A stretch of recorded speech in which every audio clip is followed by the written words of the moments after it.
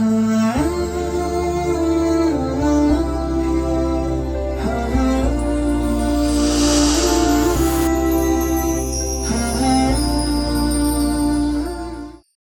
علیکم ورحمۃ اللہ وبرکاتہ۔ ناظرین کرام، اب تک کہ ہم نبی کریم صلی اللہ علیہ وسلم کو نبوت کے ملنے سے پہلے کی زندگی پر روشنی ڈال رہے تھے۔ اب آئیے ہم نبی کریم صلی اللہ علیہ وسلم کو بار نبوت کے ملنے اور نبوت جیسا مقدس، صرف نبوت نہیں، ختم نبوت، اور آپ صلی اللہ علیہ وسلم کو امام المرسلین کا لقب دیا جا رہا ہے، اور آپ پر ایک ایسی وحی کا نزول ہو رہا ہے جس وحی کے روشنی میں انسانوں کو قیامت تک زندگی گزارنی ہے۔ آئیے ہم آپ صلی اللہ علیہ وسلم کی بعثت کے بعد کی زندگی پر روشنی ڈالتے ہیں۔ جیسا کہ بیان کیا گیا، نبی کریم صلی اللہ علیہ وسلم نے صداقت اور امانت کے ساتھ اپنی زندگی کو 40 سال تک گزارا۔ 40 سال کی عمر جب آپ صلی اللہ علیہ وسلم کی ہوئی، اس سے پہلے آپ صلی اللہ علیہ وسلم غار حرا میں جا کر آپ وہاں پر عبادت کیا کرتے تھے، خلوت میں عبادت کیا کرتے تھے۔ وہ عبادت کیا تھی، اس کی تفصیلات پر بھی روشنی ڈالی گئی ہے، جس کو ہم یہاں پر بیان کرنے سے گریز کرتے ہیں، اس لیے کہ ہمارے سامنے کوئی اور مقصد ہے۔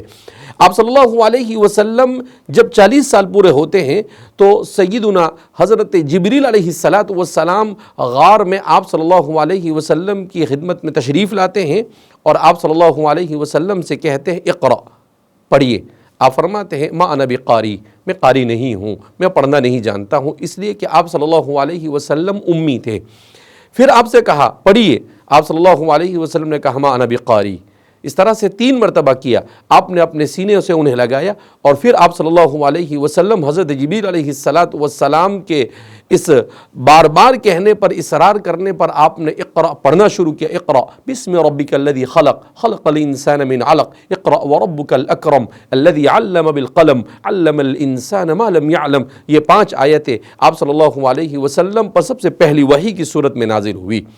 مگر ام المؤمنین عائشہ صدیقہ رضی اللہ تعالیٰ عنہ فرماتی ہے کہ آپ صلی اللہ علیہ وسلم پر وحی کے نزول سے پہلے خواب آتے تھے، اور ان خواب میں آپ صلی اللہ علیہ وسلم دن میں جو کچھ ہونے والا تھا اسے دیکھتے تھے۔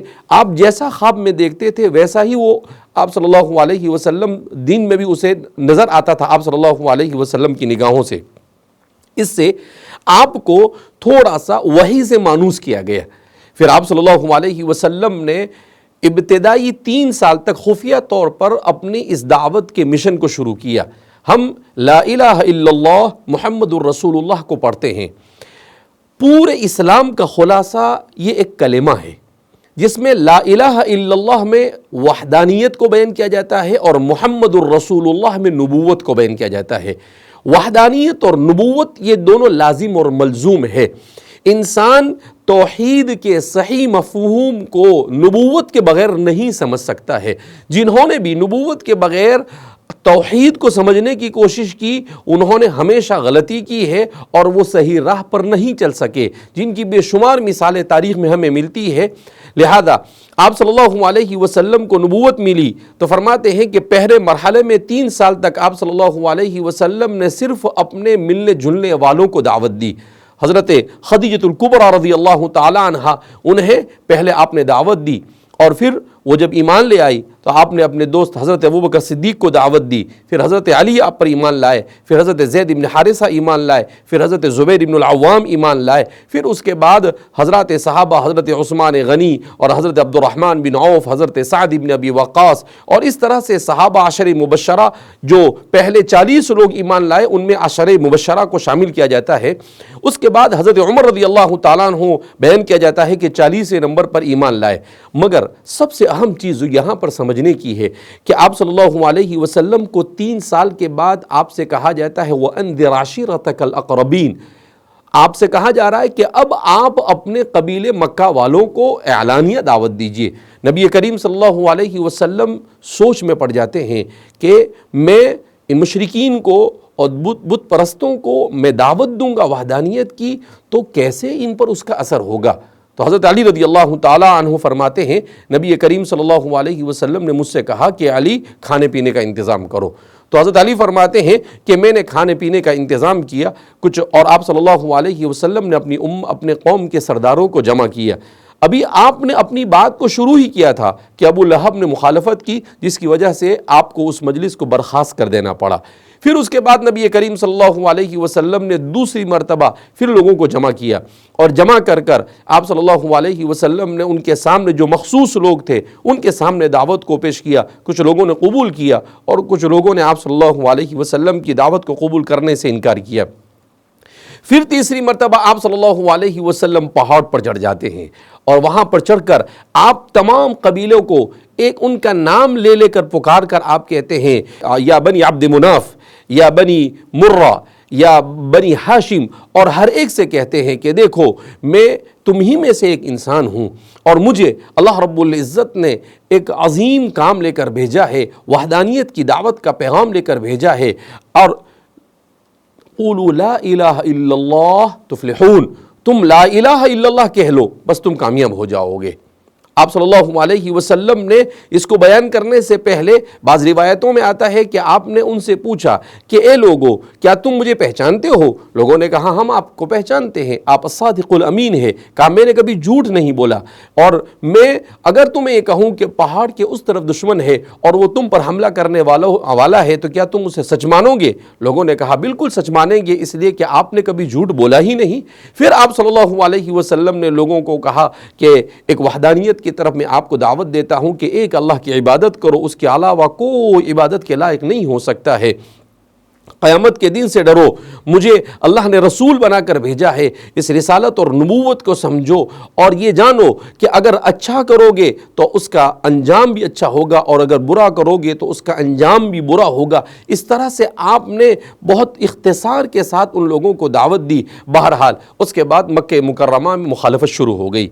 آپ صلی اللہ علیہ وسلم مخالفت کے اس ماحول میں 10 سال تک دعوت دیتے ہیں، اور ہر طرح کی مصیبتیں صحابہ بھی جھیلتے ہیں اور اللہ کے رسول صلی اللہ علیہ وسلم بھی جھیلتے ہیں۔ ان مصیبتوں کو جھیلنے کے بعد اللہ کے رسول صلی اللہ علیہ وسلم اور صحابہ اس کا ریئیکشن نہیں دیتے ہیں۔ کیوں؟ اس لیے کہ آپ صلی اللہ علیہ وسلم کو اللہ کی طرف سے جو حکمت عملی دی جا رہی تھی، اس حکمت عملی کا تقاضا یہ تھا کہ سیدھا کسی سے بھیڑنا نہیں ہے۔ اگر اللہ چاہتا تو قلیل مدت کے قلیل ہونے کے باوجود بھی اللہ کامیابی دے سکتا تھا۔ کم من فئۃ قلیلۃ غلبت فئۃ کثیرۃ بإذن اللہ، قرآن میں اللہ نے بیان کیا، مگر اللہ نے یہاں پر اس حکمت کو استعمال کیا کہ مسلمان اپنے کام میں لگے رہے۔ اگر انہیں اذیت پہنچائی جاتی تھی وہ اس پر صبر سے کام لیتے تھے، اپنی صفوں میں اتحاد اور اتفاق کو انہوں نے برقرار رکھا تھا، اور آپس میں ایک دوسرے کو سبق کی تلقین کرتے تھے، اور جہاں تک ہو سکے بازاروں میں جا کر اور جن جن جگہوں پر دعوت کا پیغام پہنچانے کی ان کے اندر میں استطاعت تھی وہاں پر جا کر پیغام کو پہنچاتے تھے، اور جو ظلم ہوتا تھا اس ظلم کا جواب نہیں دیتے تھے، نہ گالی گلوچ کرتے تھے اور کسی قسم کا، جس کی وجہ سے صورتحال ایسی ہوئی کہ لوگوں کے اندر میں ہمدردی پیدا ہوئی کہ آخر یہ وہ کون لوگ ہیں جن کا اپنے سے اپنا کوئی مفاد وابستہ نہیں ہے، اور اس کے باوجود وہ اس طرح سے مصیبتوں کے اوپر صبر کر رہے ہیں، اور ان کی زندگی کا ایک ہی مشن ہے لا الہ الا اللہ محمد الرسول اللہ، اس کے علاوہ ان کی زندگی کا کوئی مشن نہیں۔ اس 10 سال میں جو صبر و استقامت کے ساتھ رسول اللہ صلی اللہ علیہ وسلم اور صحابہ نے گزارے، اور جس کے ایسے ایسے واقعات اور ایسی دردناک داستان تاریخ کے صفحات کے اوپر مرقوم ہے کہ اگر انسان اسے پڑھے تو بدن کے رونگٹے کھڑے ہو جاوے، مگر قربان جائیے رسول اللہ صلی اللہ علیہ وسلم اور صحابہ پر کہ انہوں نے اللہ کے حکم کی تعمیل کو اس طرح سے اپنی زندگی میں جگہ دی کہ کوئی ریئیکشن نہیں دیا۔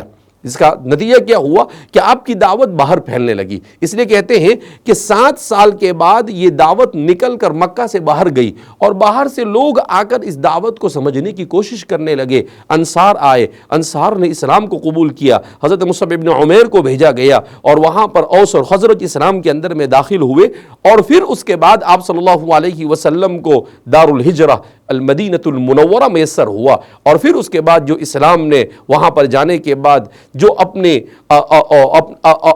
زندگی کے ہر گوشے میں اور زندگی کے ہر شعبے میں جو اپنے جلوے دکھائے، اور جس کی وجہ سے انسانیت کو یہ محسوس ہوا کہ واقعتاً یہی دین انسانیت کے لیے سب سے بہترین دین ہو سکتا ہے۔ عدل و انصاف چاہیے تو اسلام کے سائے میں آؤ، امن و سکون چاہیے تو اسلام کے سائے میں آؤ، اخلاق چاہیے تو اسلام کے سائے میں آؤ، ذہنی سکون چاہیے تو اسلام کے سائے میں آؤ۔ ساری چیزیں اسلام کے سائے میں جب لوگوں کو نظر آنے لگی تو لیکن ان سب کے لیے حضرات صحابہ نے بہت کچھ برداشت کیا۔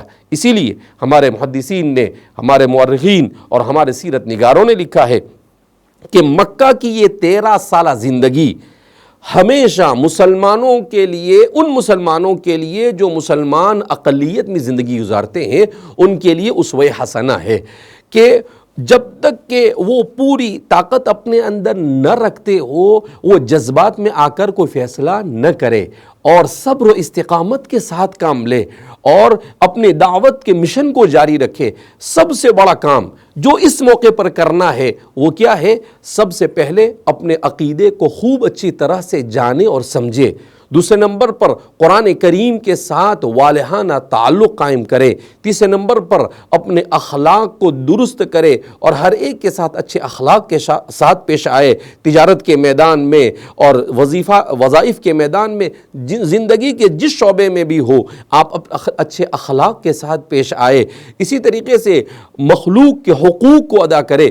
جب یہ ساری چیزیں مسلمان کرے گا تو خود بخود اللہ رب العزت کی طرف سے راہیں کھلنا آسان ہو جائے گی۔ لہذا ہمارے لیے، ہم ہندوستان ہی کے مسلمان نہیں، جہاں کہیں بھی مسلمان دنیا میں رہتے ہیں، ان کے لیے مکی زندگی بڑی اہمیت کی حامل ہے۔ ہم مکی زندگی کو تفصیل کے ساتھ پڑھیں اور ان کے واقعات کی روشنی میں ہم اپنی زندگیوں کا جائزہ لیں کہ ہم کدھر جا رہے ہیں، ہمیں کدھر جانا چاہیے اور ہم سے کیا غلطیاں ہو رہی ہے۔ سب سے بڑی غلطی یہ ہے کہ آج کا مسلمان اپنے دین کو سیکھنے کے لیے تیار نہیں۔ ہم اپنے عقیدے اپنے بچوں کو سکھائے، اپنے جوانوں کو سکھائے، اپنے مردوں کو سکھائے، اپنی عورتوں کو سکھائے۔ جب عقیدہ مضبوط ہوگا اور قرآن سے تعلق مضبوط ہوگا، اللہ سارے کاموں کو آسان کر دے گا۔ کیوں کہ مومن کا تو یقین ہے، ان اللہ اشتری من المؤمنین انفسهم واموالهم بان لهم الجنہ، کہ اللہ رب العزت نے خرید لیا ہے۔ مومن سے کیا خرید لیا ہے؟ اس کے جان بھی اور اس کا مال بھی، اور اس کے عوض میں اللہ اسے اپنی رضامندی اور جنت عطا فرمائے گا۔ لہذا مومن کو صبر سے کام لینا ہے اور پوری جرأت اور ہمت کے ساتھ بھی کام لینا ہے، جذبات کی رو میں نہیں بہنا ہے اور اپنے دین کے ساتھ مکمل وابستگی اختیار کرنا ہے، جیسا کہ مہاجرین نے ایسی استقامت دکھائی کہ پہاڑ بھی ان کی جگہ پر ہوتے تو پگھل جاتے اور اپنی جگہ سے ہل جاتے، مگر ان کے استقامت میں ذرہ برابر بھی کوئی فرق نہیں آیا۔ ہمیں بھی اپنی استقامت میں اگر فرق نہیں آنے دینا ہے تو ہمیں اسی اسلوب کو اختیار کرنا پڑے گا۔ لَن يَصْلُحَ آخِرُ هَذِهِ الْأُمَّةِ إِلَّا بِمَا صَلُحَ بِهِ أَوَّلُهُ۔ حضرت امام مالک فرماتے ہیں اس امت کے آخر میں آنے والوں کی اصلاح اور فلاح اسی وقت ممکن ہے جبکہ پہلے لوگوں کی سیرت کو پڑھ کر اس کے مطابق اپنی زندگی نہ گزارے۔ لہذا آئیے ہم عہد کرتے ہیں کہ ہم اللہ کے رسول صلی اللہ علیہ وسلم اور صحابہ کی مکی زندگی کو تفصیل کے ساتھ اس سیرت کو پڑھیں گے اور پھر اسی کے مطابق اپنی زندگی کو ڈھالنے کی کوشش کریں گے۔ اللہ رب العزت ہمیں کما حقہ اپنے سیرت اللہ کے رسول صلی اللہ علیہ وسلم کی سیرت کو پڑھنے کی توفیق مرحمت فرمائے اور اسے اپنی زندگی میں جگہ دینے کی توفیق مرحمت فرمائے۔ اللہ کہنے سننے زیادہ عمل کی توفیق مرحمت فرمائے۔ والسلام علیکم ورحمۃ اللہ وبرکاتہ۔